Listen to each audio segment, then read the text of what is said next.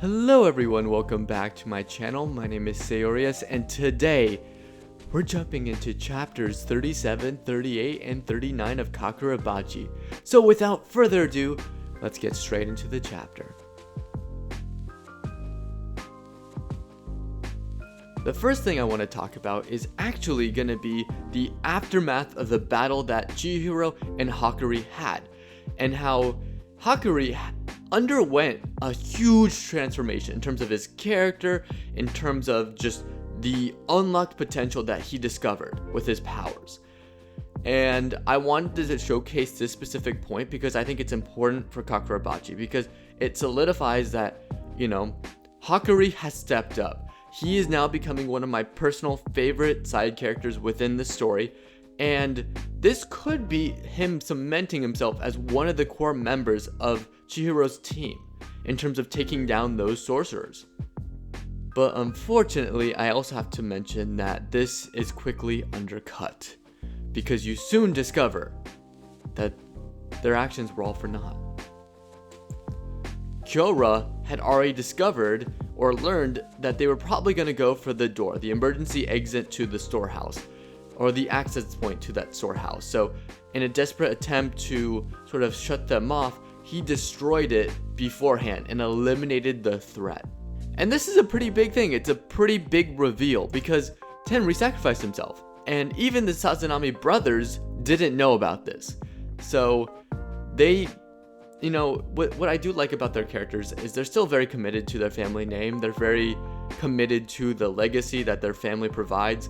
So despite, their brother being lost all for naught, despite their father lying to them, they're still willing to fight Chihiro and Hakuri to the death. And honestly, that's, commitment right there. I gotta respect it. But the main reason why I want to bring this up too is because this showcases a point in Kagurabachi that I think I love personally, and that's just the unpredictable nature that you don't really get.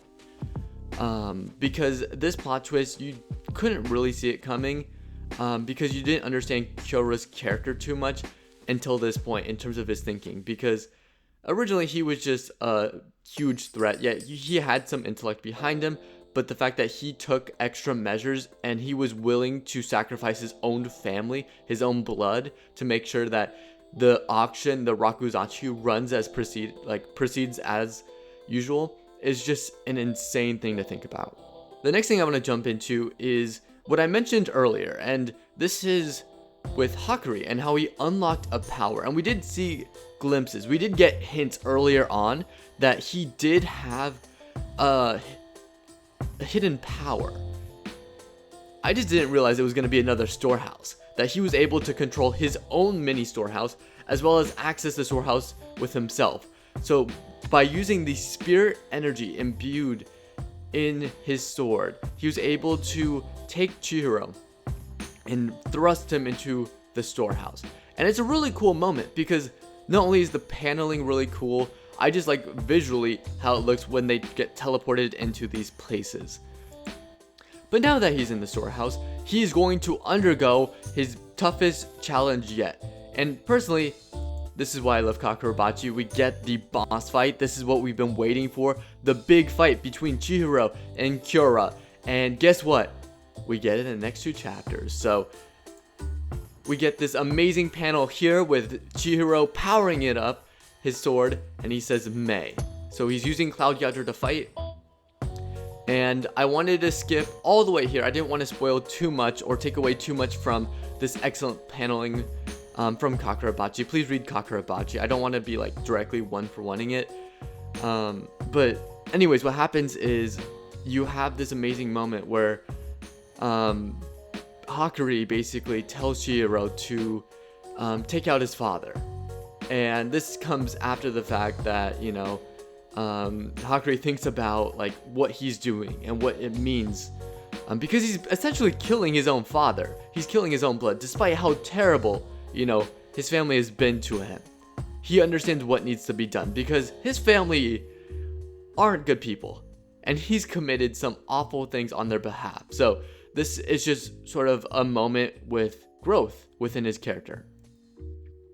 And you get, of course, these amazing panels. I wanted to highlight them because I think visually, this is the highlight of Kagurabachi for me. This is what I love. I love eating this up. This is peak Kagurabachi in my opinion. Like, look at this panel. I have to kill the real Kyora. And just the goldfish in the back. You have him holding the blade like so, where it covers his mouth. And you see that, like, that killer's gaze, where he's committed to slaying the head of the Sazanami family. And you get this really cool moment where he dives, and you get the goldfish around him. He dives, attacks Kyora, and he did mention that he has to kill the real one because, as you could have seen, there is part of Kyora's skill set is that he's able to develop clones of himself. So, in a desperate attempt, he has to sort of not only attack him, but attack the real person and land a real blow, which is a little bit confusing. And you get a really cool moment here, and this is what I want to highlight as one of the... It's sort of the dark humor of Kagurabachi that I love, especially with, like, revenge stories. So, there's grenades here, and Chihiro slices them open, and they're basically... So, they're bombs, right? So, he slices them open, they're about to explode, and you know what they do?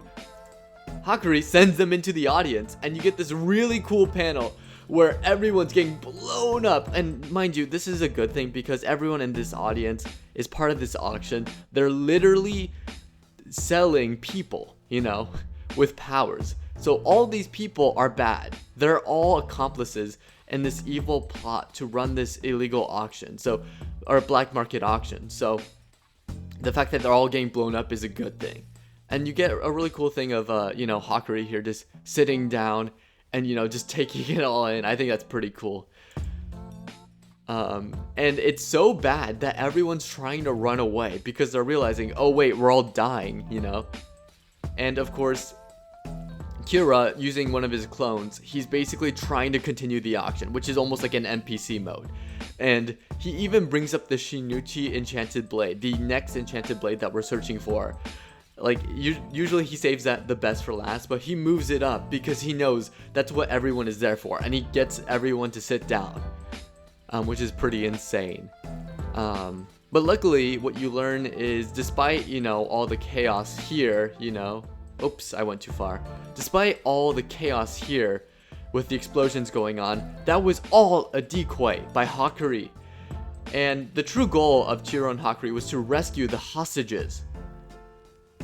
And you get this really cool moment where, you see everyone is saved, and it was all part of their plan all along. And I think this was just so well done because this was all part of their plan. Because even though Kyora had the upper hand with destroying the door, Hakuri and Chihiro were able to overcome it by Hakuri unlocking his potential that his family neglected, which is really funny because you'd think that, just because your family casts you aside, there is no potential. But because of Chihiro and Chiba, Hakuri is able to unlock that potential that is actually backfiring against his family who cast him out. Hakuri giving Chihiro a chance to enter the storehouse. We finally get an amazing moment because Hakuri has sacrificed himself. He's in pain. He's bleeding from the mouth. He is taking a toll just by teleporting Chihiro into the storehouse and helping Chihiro fight against Kyora here. And of course, you have this amazing showdown between the two. They're facing each other down. There's explosions going off. He's teleporting the grenades away. And you get this really sick panel of Kyora seemingly destroying Chihiro. But wait. Chihiro teleports behind him because he's still using Hakuri's ability. And Hakuri's ability is becoming more and more useful the more you think about it. And you get this amazing moment where he switches out between swords. He's attacking from multiple sides, multiple angles, and he even has fake clones as well. And he slices Kyora. Kyora has now been defeated. Or has he? Because right before the end of the chapter, he understands the Rakusachi must proceed, and enchanted blades are limited by the eternal contracts. So, what does that mean? He's gonna have it proceed as usual, and it's almost a gag, because he's right next to the sword. Is he gonna unlock the true potential of the enchanted blade? Is this really a victory for Chihiro and Hakuri, or is there more to come? And that's what interests me the most, is just the idea that, you know, these enchanted blades, even on death's door, because he even admits that he's going to die that day. It was a fatal wound that Chihiro laid upon him. He still believes the Rakuzachi will proceed as forward, and he is able to get the last laugh in the end. So what can this enchanted blade do? And what kind of powers lie within this enchanted blade? Because we've gotten Cloud Gouger, and we've gotten Chihiro's sword. What is in this blade here? What are the powers, and what kind of boost is he going to receive? We're gonna have to see next time. So that basically concludes this chapter. My thoughts personally, I love all the action. I love the final showdown between Kyora and Chihiro. And personally, the MVP is definitely going to be Hakuri. Hakuri not only leveled up, but he was teleporting, helping Chihiro in battle. He was teleporting these grenades away from the battle into the audience like a badass. So many great things going on. I love the art. Kagurabachi continues to prove to be an amazing read. And I would honestly rate this probably a 9 out of 10. These last 3 chapters, we get more escalations. We're getting near the end. It does very much feel climactic, like we're building up to something. And I'm really curious to see where the story goes here. Like, what is the next threat? How are they going to find the next enchanted blade? Is Chihiro going to let Hakuri join the crew? And is he going to become a mainstay character? Or is he going to go away and have his own little side quest and then maybe rejoin later on?